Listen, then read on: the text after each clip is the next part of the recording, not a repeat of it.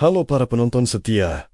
Bagi yang baru bergabung, pastikan kalian sudah menonton bagian sebelumnya ya. Linknya sudah ada di deskripsi. Ini adalah episode baru dari kisah evolusi sistem. Sebelum kita mulai, pastikan kalian sudah subscribe channel ini dan jangan lupa untuk like, share, dan berikan komentar kalian. Dengan dukungan kalian, aku bisa terus rutin membuat video baru setiap 1 atau 2 hari sekali. Jadi, kenapa episodenya masih sepi? Aku akan memberikan ringkasan 4 cerita selanjutnya di akhir video nanti. Kalian yang akan memilih cerita mana yang ingin ditamatkan lebih dulu. Oh ya, terima kasih untuk 3 orang yang sudah memberikan super chat 40 rupiah dan 100 rupiah. Sekarang, tanpa basa-basi lagi, ayo kita mulai videonya. Kisah kita berlanjut tepat di momen di mana episode sebelumnya berakhir. Gadis itu menyadari, setidaknya ada 10 orang yang levelnya sudah mencapai Jenderal Iblis. Namun saat ia menoleh ke arah Sky, matanya terbelalak kaget. Dari langit, sebuah pilar keberuntungan berwarna ungu pekat turun menyelimuti seseorang. Libyon yang melihatnya bergumam, cahaya ungu itu melambangkan takdir seorang penguasa. Dan cahaya agung itu ternyata menyinari seorang murid sejati dari Sekte Bintang 7. Libyon terpana melihat keberuntungan ungu yang begitu pekat di atas kepalanya. Ia bergumam tak percaya bagaimana mungkin dia sudah menjadi Jenderal Iblis tingkat 5. Dan di samping murid sejati itu, berdiri sesosok iblis banteng yang tak kalah mengerikan. Di atas kepala monster itu, terpancar cahaya keberuntungan berwarna biru. Menyaksikan semua ini, tokoh utama kita justru tersenyum. Pesta sebesar ini, mana mungkin kita lewatkan? Ayo kita ikut meramaikan, ajaknya. Seketika, Libyan datang dan menahan tangan sang pahlawan. Dengan cemas ia berkata, "Rekan Tois, jangan gegabah. Yang satu Jenderal Iblis, tingkat 5.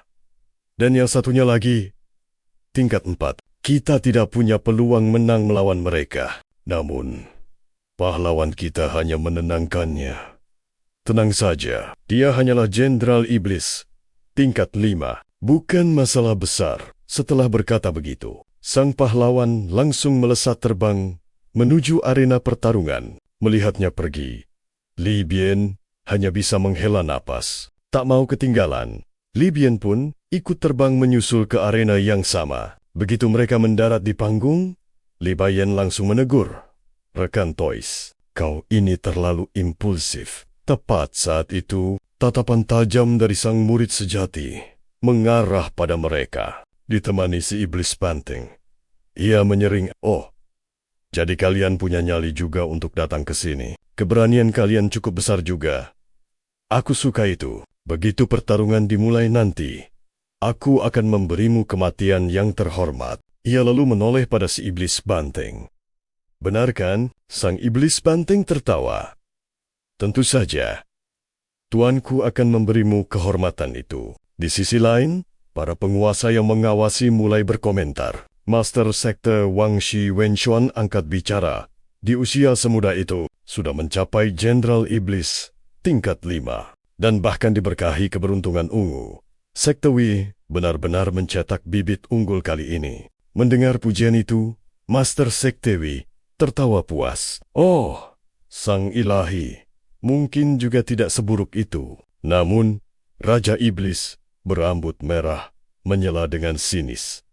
"Master Wang, kenapa aku merasa murid-muridmu tidak terlihat akur satu sama lain?" Master Sekte itu menjawab dengan bijak. "Kau tidak akan bisa menumbuhkan pohon raksasa di dalam rumah kaca." Tiba-tiba, sebuah proyeksi raksasa muncul di langit. Sosok ilahi itu tersenyum pada semua peserta. "Sepertinya kalian para jenius sudah sangat percaya diri ya. Aku pun tak sabar menantikan pertarungan kalian. Aku sangat bersemangat. Tapi sebelum itu, ada beberapa pengumuman penting. Aturan pertarungan naga tersembunyi kali ini telah diubah. Sekali kalian naik ke arena, pertarungan akan terus berlanjut hingga hanya tersisa 10 orang yang selamat. Bagi yang tidak percaya diri, dan takut mati. Kalian boleh meninggalkan keberuntungan kalian di sini dan mundur sekarang juga. Semua orang terdiam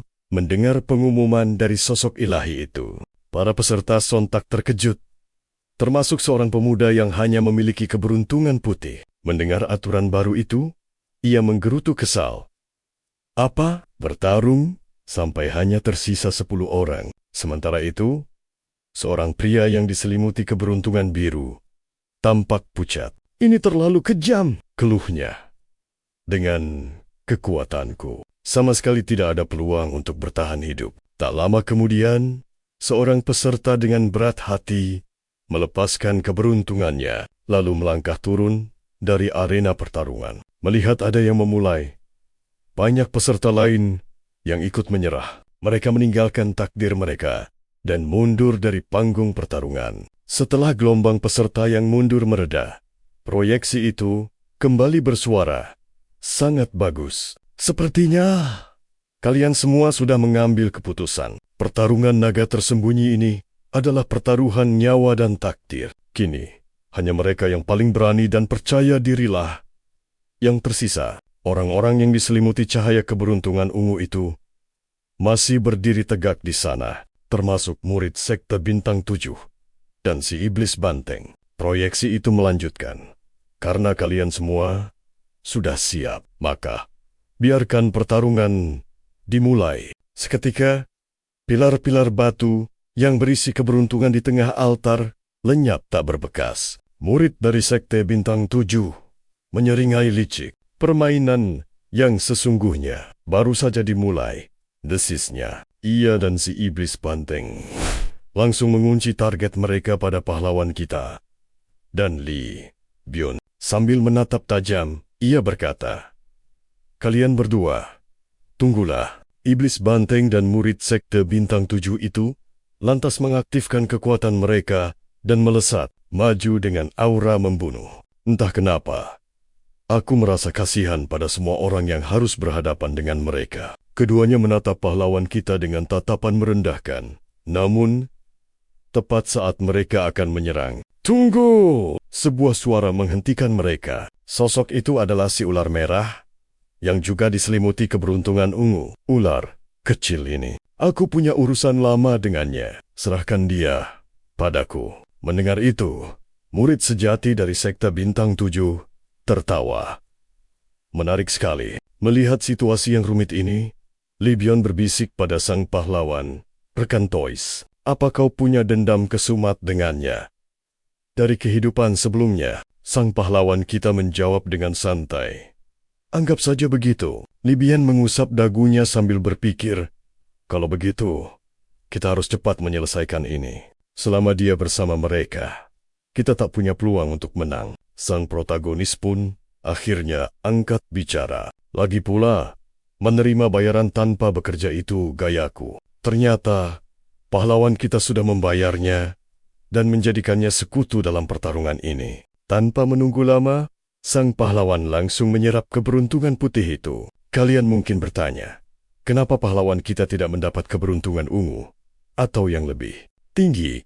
Itu karena dia belum menunjukkan kekuatan sejatinya. Sistem takdir pun segera berbunyi. Anda telah menyerap sebagian keberuntungan putih dan memperoleh 6.000 poin evolusi. Benda ini ternyata cukup berguna, gumam sang pahlawan. Melihatnya menyerap keberuntungan, Li Bion terkejut dan langsung menghampirinya. Sambil mencengkram kerahnya, ia berteriak, "Cepat keluarkan benda itu! Pergi dari sini, atau kau akan benar-benar terbunuh!" Melihat kepanikannya, sang pahlawan justru tersenyum. "Kenapa kau begitu khawatir?" tanyanya. "Aduh, tingkah imutmu ini benar-benar membuatku gemas." Karena kesal, Li Bion pun mencubit pipi sang protagonis hingga wajahnya memerah. Tiba-tiba, sang Raja Ular, Keiyan, menyela, "Kalian para monster rakus, tidak tahu batasan kalian?" Dengan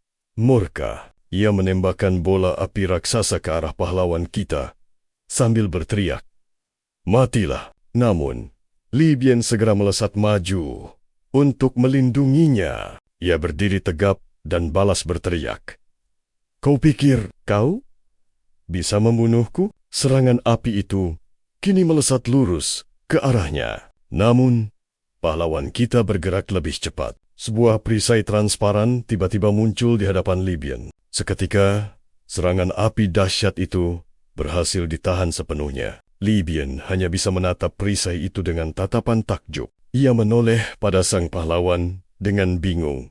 Apa yang baru saja terjadi? Semua orang di arena itu pun menatap mereka dengan syok. Melihat serangan itu dimentahkan dengan begitu mudah. Salah satu murid dari sekte 7 bintang bergumam. Keiyan itu adalah Jenderal Iblis tingkat kelima. Serangan seorang jenderal ditahan oleh monster ular rendahan itu. Keiyan sendiri menatap tangannya dengan tidak percaya. Dia menahannya. Omong kosong apa ini? Qian kemudian menciptakan lebih banyak ular api. Bagaimana mungkin kau bisa menghentikan seranganku dengan begitu mudah? Kalau begitu, terima ini dan mati. Namun, sang pahlawan kita hanya tersenyum santai pada Li Bian. Sambil tersenyum, ia berbisik, percaya atau tidak, aku bisa mengalahkannya hanya dengan satu jari. Mendengar itu, Eru Aibai Ummeroto.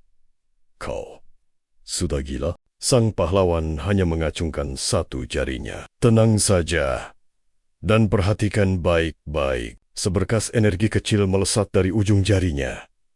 Dan dalam sekejap, semua ular api yang mendekat hancur berkeping-keping. Tapi serangan itu tidak berhenti sampai di sana. Berkas energi itu terus melesat lurus dan menghantam tepat di kepala Kaiyan. Persis seperti yang terjadi pada si pemimpin katak. Serangan ini jauh lebih dahsyat dari sebelumnya. Kaiyan menjerit kesakitan, dan dalam hitungan detik, tubuhnya menguap menjadi debu. Hanya menyisakan keberuntungan ungu miliknya. Semua peserta yang menyaksikan kejadian itu hanya bisa terdiam. Diliputi rasa takjub sekaligus ketakutan yang mendalam. Salah satu dari mereka bergumam tak percaya. Iblis rubah itu membunuh Jenderal Qian hanya dengan satu serangan. Asap hitam mengepul dari tubuhnya. Kekuatan macam apa itu? Gumamnya ngeri. Kenapa aku belum pernah mendengar tentang orang ini? Murid dari sekte 7 bintang itu gemetar, ketakutan. Kupikir dia hanyalah monster ular tingkat rendah. Bagaimana mungkin monster sepertinya punya kekuatan sebesar itu? Wajahnya kini pucat pasi. Keringat dingin membasahi pelipisnya. Li Bian pun menatap sang pahlawan dengan syok. Apa aku sedang bermimpi? Sang pahlawan kita tersenyum. Kau terlihat sangat tegang. Santai saja. Ucapnya menenangkan. Sang pahlawan kemudian mengambil keberuntungan ungu itu dan langsung menyerapnya. Seketika, notifikasi sistem kembali terdengar. Anda telah menyerap sebagian keberuntungan ungu. 100.000 poin evolusi diperoleh. Dalam hatinya, pahlawan kita bersorak. Luar biasa, ini benar-benar hebat. Di tempat lain, para Raja Iblis mengamati arena dengan ekspresi terkejut. Salah satu dari mereka yang berambut merah bertanya, anak siapa itu? Keturunan siapa dia? Aku belum pernah mendengar ada yang sekuat itu. Kemudian, sosok yang duduk paling depan angkat bicara. Sepertinya dia masih menyembunyikan kekuatan sejatinya. Dengan kemampuan seperti ini, dia sudah lebih dari cukup untuk menyandang gelar Jenderal Iblis. Sementara itu, pemimpin klan Sisik Hitam menatap pahlawan kita dengan amarah. Dalam waktu sesingkat ini, dia sudah mencapai level setinggi itu.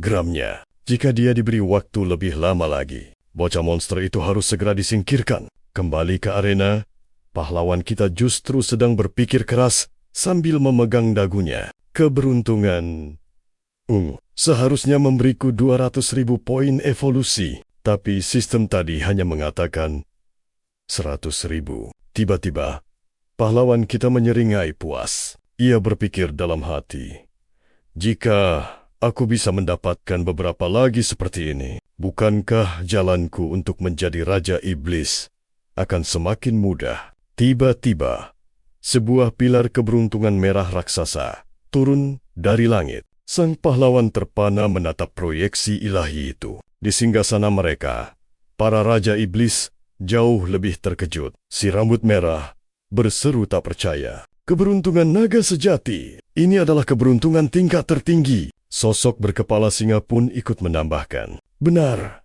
sudah puluhan tahun sejak kita terakhir kali melihat keberuntungan merah. Tidak salah lagi.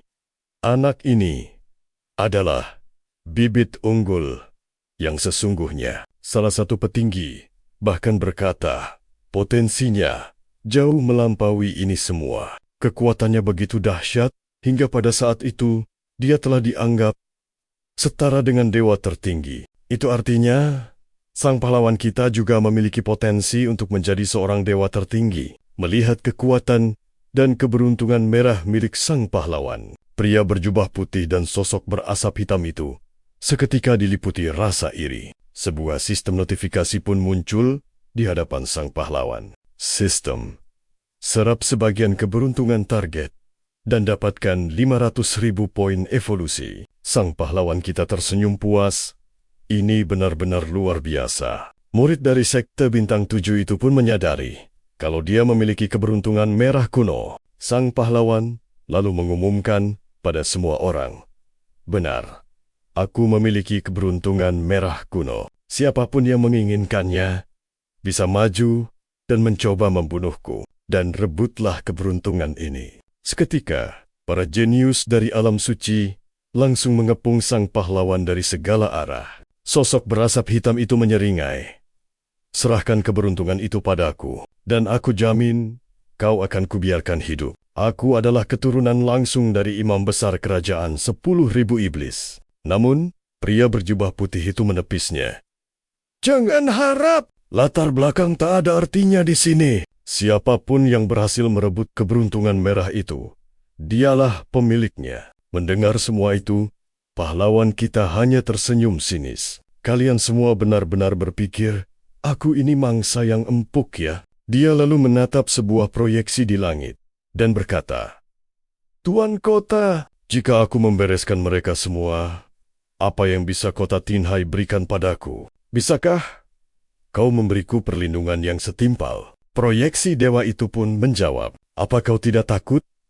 Mereka semua akan menyatukan kekuatan untuk melawanmu. Pahlawan kita tertawa terbahak-bahak. Takut pada gerombolan ayam dan anjing ini? Apa yang perlu ditakutkan? Mendengar jawaban sang pahlawan, sosok dewa itu tersenyum. Menarik sekali. Jika kau bisa menekan mereka semua sendirian dan menjadi juara hari ini, Kota Anhai akan menjadi pendukung terbesarmu. Mendengar janji itu, semua mata tertuju pada para raja iblis. Salah satu raja iblis berambut merah bergumam, seperti yang sudah kuduga. Keberuntungan merah memang selalu menarik perhatian para jenius tertinggi. Bahkan penguasa kota ketiga pun dan para petarung kuat dari alam suci sangat menginginkannya. Sebagai informasi, penguasa kota ini sangatlah kuat. Sebagai gambaran untuk kalian, setelah level jenderal, ada level raja,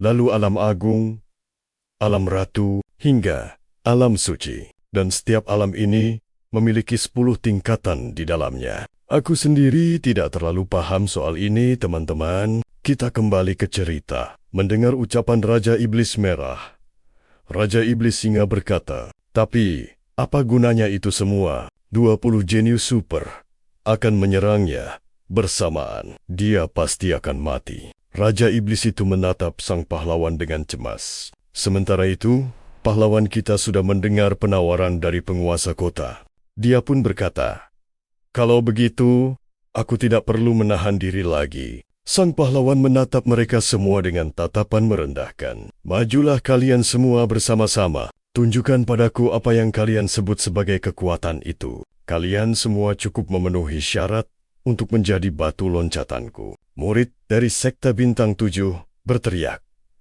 Tunggu apa lagi? Keberuntungan merah itu hanya ada satu. Siapa cepat dia dapat. Murid itu dan sekutunya, si Iblis Banteng, mengerahkan seluruh energi mereka dan melancarkan serangan dahsyat ke arah sang pahlawan. Melihat itu, para jenius yang lain pun tak mau ketinggalan dan ikut menyerang dengan kekuatan penuh.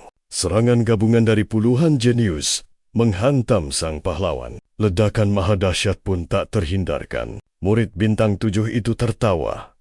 "Bodoh, matilah kau." Namun, saat asap menghilang, terlihat sebuah perisai energi melindungi sang pahlawan. Bahkan, tak ada goresan sedikit pun di tubuhnya. Pahlawan kita lalu berkata dengan nada bosan, "Hanya segini kekuatan kalian? Kalian bahkan tidak cukup kuat untuk membuatku terhibur." Semua orang terperangah melihat sang pahlawan sama sekali tidak terluka. Pria berambut putih itu tak percaya.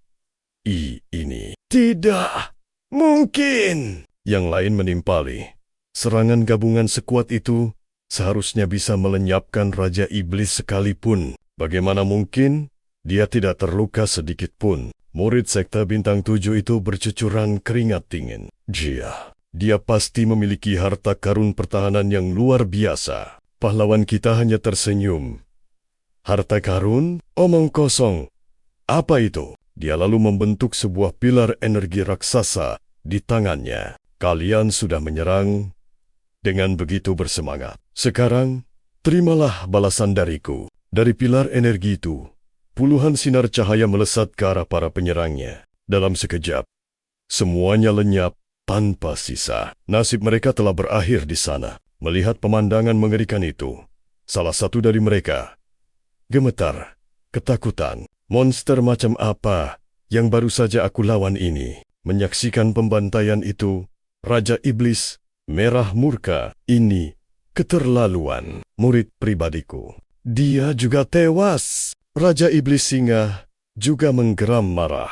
"Jenius yang sudah kami persiapkan selama 9 tahun. Musnah begitu saja." Pemimpin klan ular hitam pun tak kuasa menahan amarahnya. Sementara itu, pahlawan kita hanya menepuk-nepuk tangannya, seolah membersihkan debu. "Ya, panen kali ini tidak terlalu buruk." Seketika, sang pahlawan menyerap semua keberuntungan dari mereka yang telah tewas. Sistem notifikasi pun kembali muncul. Poin evolusi bertambah 6.000, 23.000, dan 12.000 poin. Tiba-tiba, sebuah pilar batu di arena memancarkan cahaya keemasan, dan sebuah suara agung terdengar. "Pemenang pertama pertarungan naga tersembunyi tahun ini akan mendapatkan hadiah. Roh suci, atribut air, api malam, Qingming." Sebuah kristal es muncul dan mendarat tepat di tangannya. Sang pahlawan menggenggamnya,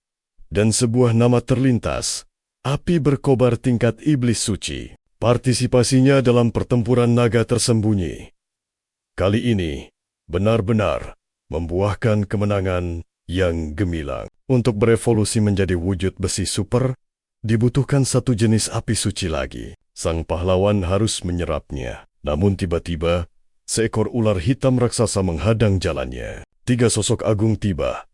Pemimpin klan, si rambut merah, dan Raja Singa. Sang pahlawan menatap mereka tanpa gentar dan bertanya, "Wahai para senior, apakah kalian berniat mengeroyok seorang junior hanya karena posisi kalian lebih tinggi dariku?" Melihat para Raja Iblis mengepung sang pahlawan, sesosok penguasa kota muncul dengan murka. Ia berdiri di hadapan sang pahlawan dan berkata, "Jangan khawatir, selama aku di sini, tidak akan ada seorang pun yang berani menyentuhmu." Hardiknya, sambil menatap tajam ke arah para Raja Iblis. "Bagaimana?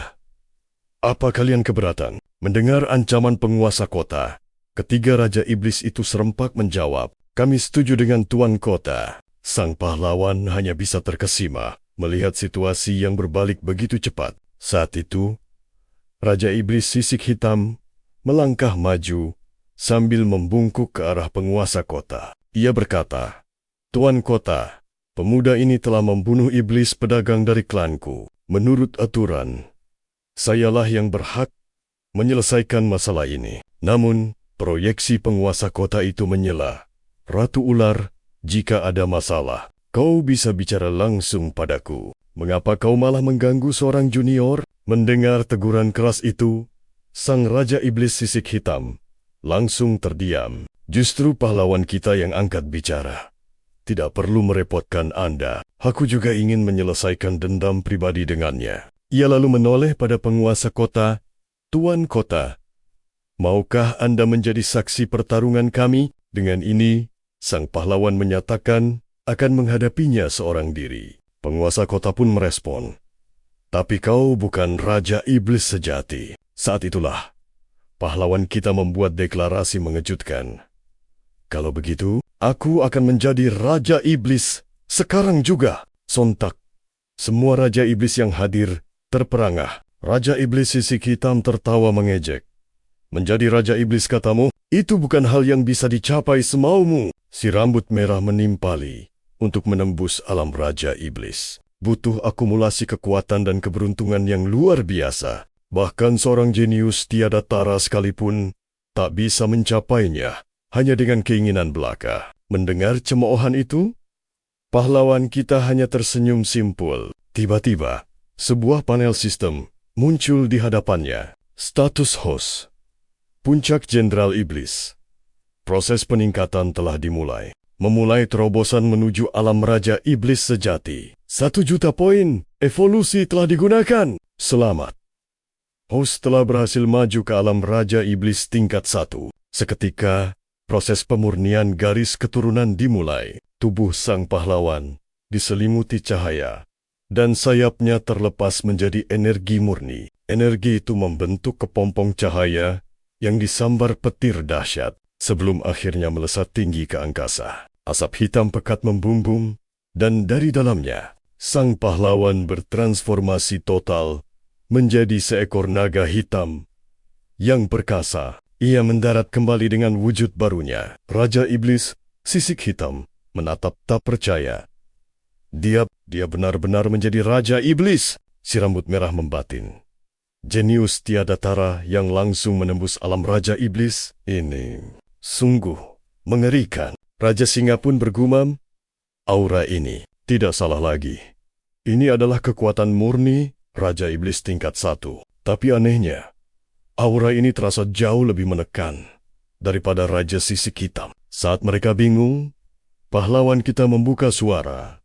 Raja Sisik Hitam, sekarang kita bisa melanjutkan pertarungan kita. Raja Sisik Hitam berteriak, sialan! Bagaimana bisa kau berevolusi secepat ini? Dengan geram, ia mengancam, bocah tengik. Jadi, bagaimana jika kau sudah menjadi Raja Iblis? Hari ini, akan kutunjukkan betapa besarnya perbedaan di antara kita. Setelah berteriak, ia pun berubah ke wujud aslinya. Seekor ular raksasa yang sangat mengerikan. Pahlawan kita hanya mencibir. Jangan membuatku tertawa. Ia lalu membuka mulutnya, menciptakan pusaran kegelapan yang menghisap segalanya. Tubuh raksasa Raja Sisik Hitam langsung terseret ke arah pusaran itu. Tidak, kekuatan macam apa ini? Teriaknya panik sambil berontak. Namun usahanya sia-sia. Ia berteriak putus asa. Tolong aku, siapapun.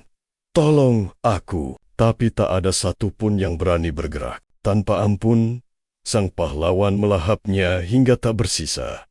Lalu bersendawa puas. Menyaksikan itu, kedua Raja Iblis lainnya hanya bisa melongo ketakutan. Mereka gemetar hebat.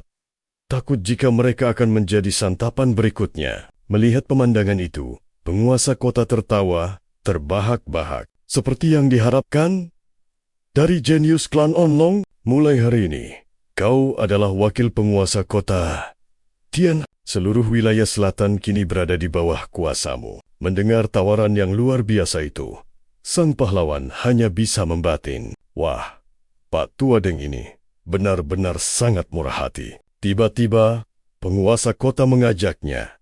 Ikutlah denganku ke menara pemilihan bintang. Ada yang perlu kita bicarakan. Proyeksi penguasa kota pun lenyap, dan sang pahlawan segera mengikutinya. Sementara itu, si rambut merah menatap kepergian mereka dengan wajah masam. Ia bergumam, orang tua licik era baru akan segera dimulai, dan monster-monster sejati mulai menunjukkan taringnya. Adegan pun berpindah ke menara pemilihan bintang, tempat tubuh asli sang penguasa kota berada. Ia pun langsung bertanya, "Apa kau tahu kenapa aku memberimu hadiah yang begitu besar?" Sang pahlawan menjawab dengan hormat.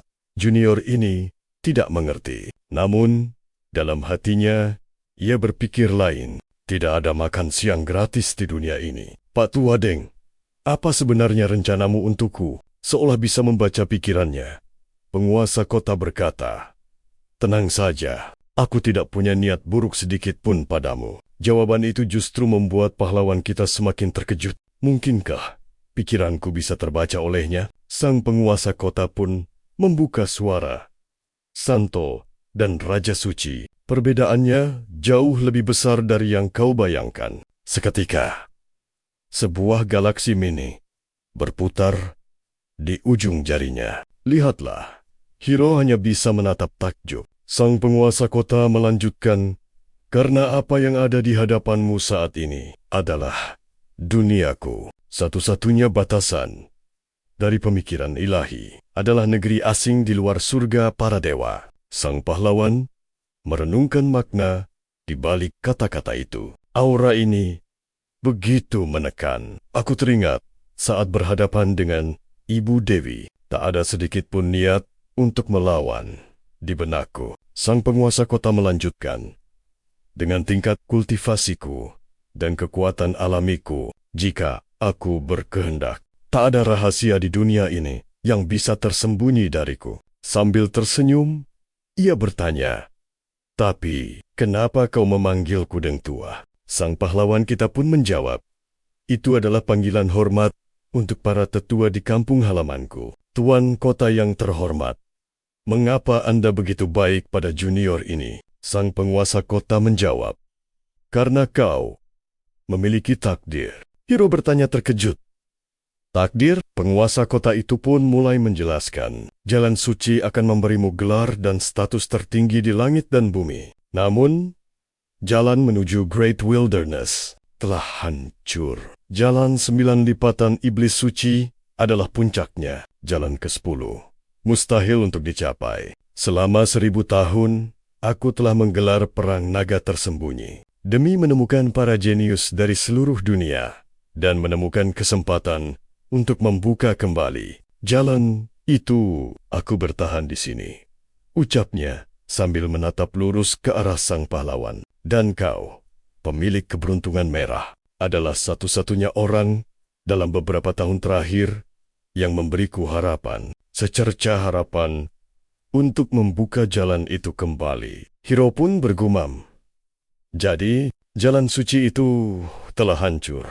Itu adalah salah satu jalan tertua di alam semesta. Bagaimana bisa Tuan Kota begitu yakin bahwa junior ini, dengan keberuntungannya, bisa membukanya kembali?" "Penilaianku tidak pernah salah," jawab penguasa kota. "Keberuntungan merah yang kau miliki berpotensi menghancurkan belenggu langit dan bumi. Karena itu, aku bisa memberimu apapun yang kau inginkan. Aku siap memberikan segalanya. Sumber daya, status, teknik kultivasi, hingga masa depan yang tak terbatas. Aku akan membimbingmu hingga mencapai puncak tertinggi." Hiro berpikir cepat. Tawaran ini hanya berisi keuntungan. Jadi, kenapa harus menolaknya? Menyadari tatapan sang penguasa, sang pahlawan pun berkata, "Baiklah, Tuan Kota, saya setuju demi membuka kembali jalan suci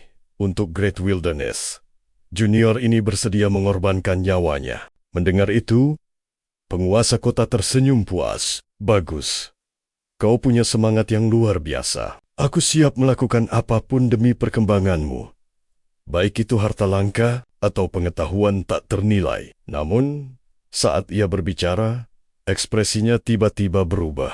Ia bangkit dari kursinya dan berkata, "Sepertinya ada masalah di alam luar." Dalam sekejap, ia pun menghilang sambil berkata, "Tunggulah sebentar di sini." Melihat kepergiannya, sang pahlawan bergumam, "Orang tua itu benar-benar aneh." Ia lalu menyesap teh di hadapannya, seperti yang diharapkan dari kediaman seorang ahli tingkat sen. Bahkan tehnya pun memiliki kualitas surgawi. Tiba-tiba, Dua pelayan wanita menghampirinya. Sambil membungkuk hormat, mereka berkata, "Tuan muda, nyonya kami, istri dari Tuan Kota, ingin bertemu dengan Anda." Sang pahlawan meletakkan tangannya di dagu. Berpikir keras, "Nyonya Kota, istri Deng Tua, apa yang diinginkan wanita itu dariku?" Ia pun diantar menuju sebuah ruangan mewah, di mana kedua pelayan itu membawanya ke depan pintu. Setelah itu, mereka pergi dan menghilang. Sang pahlawan memberi salam. "Junior ini memberi hormat pada Nyonya. Bolehkah saya tahu kenapa Nyonya memanggil saya?" Sebuah suara lembut terdengar dari balik tirai. "Tentu saja, karena aku merindukanmu." "Ibu ular, tunggu. Bukankah penguasa kota tidak punya teman hidup atau istri?" Sang pahlawan sama sekali tidak tahu soal ini. "Sial, ini jebakan," pikirnya dalam hati. Dia sedang mempermainkanku. Suara ini sangat familiar. Tapi penguasa kota sudah berusia ribuan tahun, istrinya pasti juga sudah sangat tua. Sang pahlawan mencoba bersikap tenang. "Nyonya terlalu berlebihan. Saya hanyalah pendatang baru di kota Tianhai. Dan sepertinya kita belum pernah bertemu sebelumnya." Suara dari balik tirai itu terkekeh. "Oh, benarkah begitu?" Tirai pun terbuka, menampakkan sosok Ratu Ular. Ia mendekat, menyentuh dada sang pahlawan. "Ular kecilku, kau jadi semakin nakal ya? Tapi aku suka itu." Sang pahlawan bertanya dengan gugup. Kau, kenapa kau ada di sini?" Sambil menopang dagunya, sang ratu menjawab, "Penguasa kota, Saint Iblis itu, sama sepertiku. Kami berdua berasal dari Great Wilderness." Mendengar itu, sang pahlawan hanya bisa mengutuk dalam hati. Orang tua itu benar-benar tidak bisa diandalkan. Markasnya sendiri disusupi, dan dia sama sekali tidak tahu. Dan dia pikir bisa bertanggung jawab atasku. Sang Ratu Ular mendekat. "Sayangku, berhentilah berlari, ikutlah denganku. Dengan tenang, dan akan kutunjukkan padamu kenikmatan terhebat di dunia." Sang pahlawan berkata, "Ibu Ular, kumohon, kasihanilah aku. Aku hanyalah ular muda yang lemah. Aku yang lemah dan rapuh ini takkan sanggup menahan siksaanmu." Ratu Ular tersenyum licik. "Jika saja dari awal kau bersikap baik, semua ini tidak akan terjadi." Wanita itu tak ada di sana. Namun, suara sang pahlawan memecah keheningan. "Apa maksudmu?" Sang Ratu Ular pun angkat bicara. "Aku yakin kau pernah melihat Tinhai tua itu. Kudengar jalan Great Wilderness telah ditutup, dan Sacred Trail hanya selangkah lagi darimu. Tapi aku belum siap untuk mengambilnya, untuk merebut hatiku. Kau butuh bantuanku." Sang tokoh utama kita menjawab dengan gugup. "Bantuan apa, tuanku? Aku punya kemampuan itu." Sang Ratu Ular menyeringai licik. "Bukan itu! Tidak! Kau telah diakui oleh Abhar Kayan Long. Jadilah sang jenius terhebat," ucapnya sambil memegang tangan sang pahlawan. Dan setelah mengaktifkan kekuatannya, ia melanjutkan, "Akan kuserap habis esensi garis keturunanmu, dan aku akan berevolusi dari ular menjadi seekor naga. Dengan begitu, aku akan memiliki kualifikasi untuk menghancurkan ketidakseimbangan dunia ini." Ia lalu merayu, "Ular kecil, jika kau bersamaku, aku akan ada di dalammu. Dan kau akan ada di dalamku. Bukankah itu akan luar biasa?" Mendengar itu, sang pahlawan menjawab dingin, "Oh, jadi kau benar-benar tak akan melepaskanku." Ratu Ular hanya diam menatapnya. Sang pahlawan kita pun meledak dalam amarah. "Dasar tak tahu malu, wanita tua sepertimu, mencoba menguras garis keturunanku. Kau bermimpi. Daripada kuberikan padamu, aku lebih baik mati." "Ular terkutuk!" Sang pahlawan pun berbalik untuk meninggalkan ruangan itu. Namun, semua sudah terlambat. Melihat sang pahlawan pergi, Ratu Ular berkata, "Itu bukan di tanganmu lagi." Ia pun menyerang. Sang pahlawan terhempas dan seluruh tubuhnya membeku seketika. Ratu Ular mendekat, meletakkan tangannya di atas tubuh sang pahlawan, dan ritual penyerapan garis keturunan yang mengerikan pun dimulai. Dalam ketakutan, sang pahlawan berpikir, kekuatanku, esensi darah suciku, semuanya terkuras habis. Nenek tua, kau sudah melewati batas. Kau memaksaku untuk melepaskan kekuatan pelahap surga. Seketika, sang pahlawan mengaktifkan kekuatan pembaliknya. Sebuah kubah energi tak kasat mata menyelimuti mereka, dan aliran kekuatan berbalik. Kini sang pahlawanlah yang menyerap energi Ratu Ular. Ritual itu pun mulai berjalan sebaliknya. Melihat ini, Ratu Ular bertanya dengan panik. Apa yang kau lakukan? Tiba-tiba, sebuah notifikasi sistem muncul. Tuan rumah telah melahap kekuatan iblis tingkat suci. 100.000 poin evolusi telah didapatkan. Kekuatan garis keturunan tingkat suci milik tuan rumah sedang memurnikan kekuatan lawan. Akumulasi energi untuk melampaui batas telah dimulai. Saat itu, sang pahlawan merasakan secercah harapan. Seperti yang kuduga dari Swift, 85 hanya kekuatan pelahap surga yang bisa membalikkan keadaan ini. Sistem kembali berbunyi. Tuan rumah sedang memurnikan kekuatan iblis tingkat suci. 100.000 poin evolusi lagi telah diperoleh.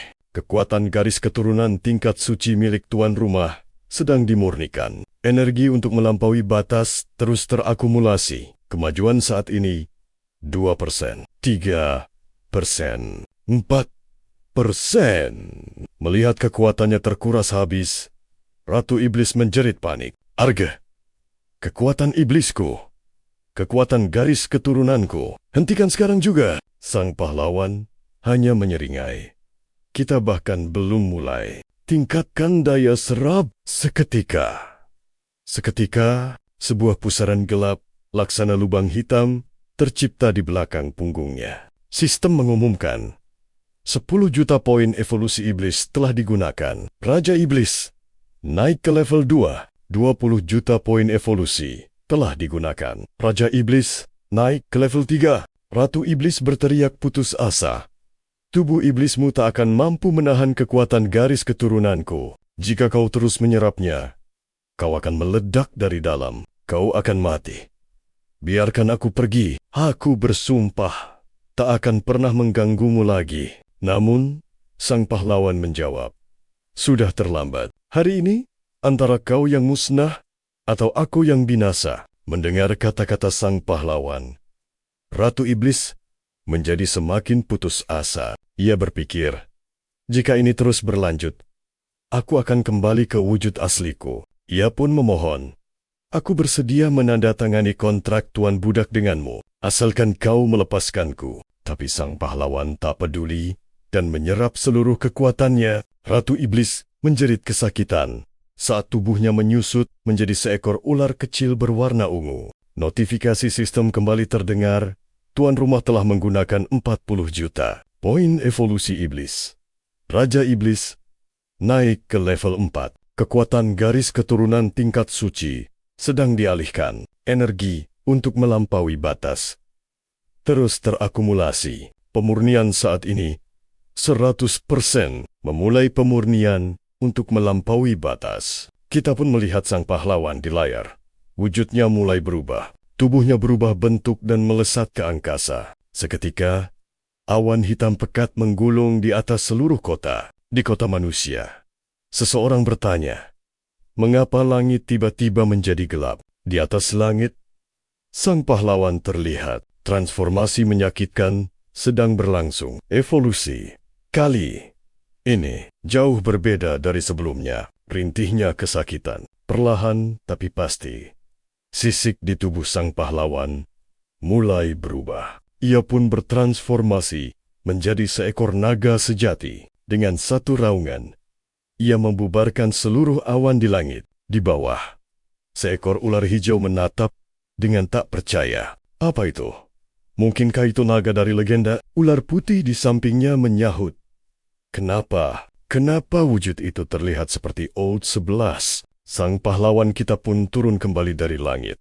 melingkari menara itu dengan agung. Sistem pun mengumumkan, "Selamat, tuan rumah. Anda telah menyelesaikan evolusi ras pertama Anda, berevolusi dari Jialong menjadi naga sejati." Sistem sekali lagi memberi selamat, membangkitkan garis keturunan Jihai Jia milik tuan rumah, dan memperoleh kekuatan penekan. Melihat wujud baru sang pahlawan, Ratu Ular gemetar ketakutan. Sang pahlawan menatapnya dan berkata, "Ular, terima kasih, Ratu, atas hadiah murah hatimu." Dan disinilah puncak evolusinya berakhir. Sang pahlawan kini telah terlahir kembali, menjadi penguasa langit yang sesungguhnya. Ini hanyalah sebagian kecil dari kisah yang telah kuungkapkan. Lalu, takdir mana yang akan kita saksikan selanjutnya? Aku punya banyak semesta, cerita yang menanti untuk dijelajahi. Dalam saga kedua, seorang manusia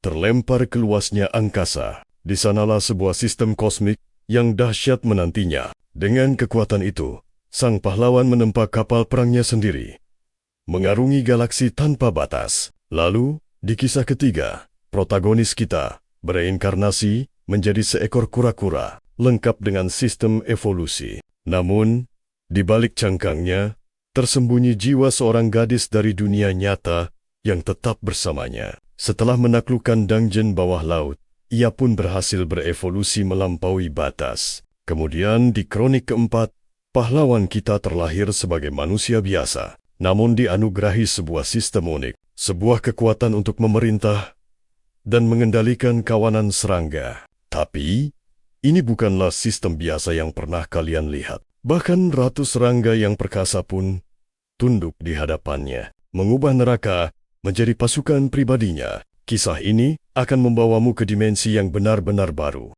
Terakhir, dalam skenario kelima, sang pahlawan terdampar di planet rongsokan, tapi ia memiliki sistem yang mampu menciptakan keajaiban dari ketiadaan. Dengan kekuatan itu, ia mengubah rongsokan menjadi kapal ruang angkasa biologis yang hidup, siap untuk mengarungi kosmos tanpa akhir. Dari takdir-takdir ini, tentukan pilihanmu. Katakan padaku, kisah mana yang harus kuungkap selanjutnya. Namun, ada kabar penting.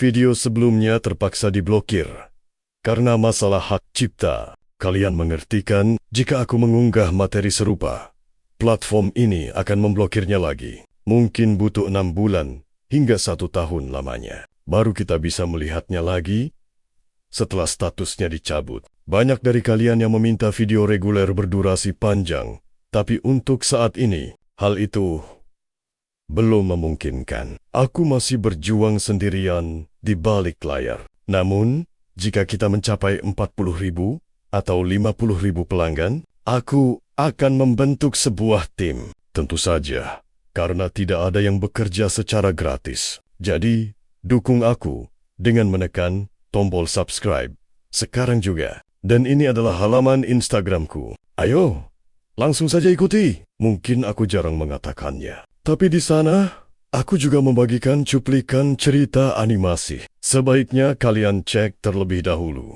Aku akan mengunggah konten-konten serupa di sana. Tentu saja, jika aku punya waktu luang.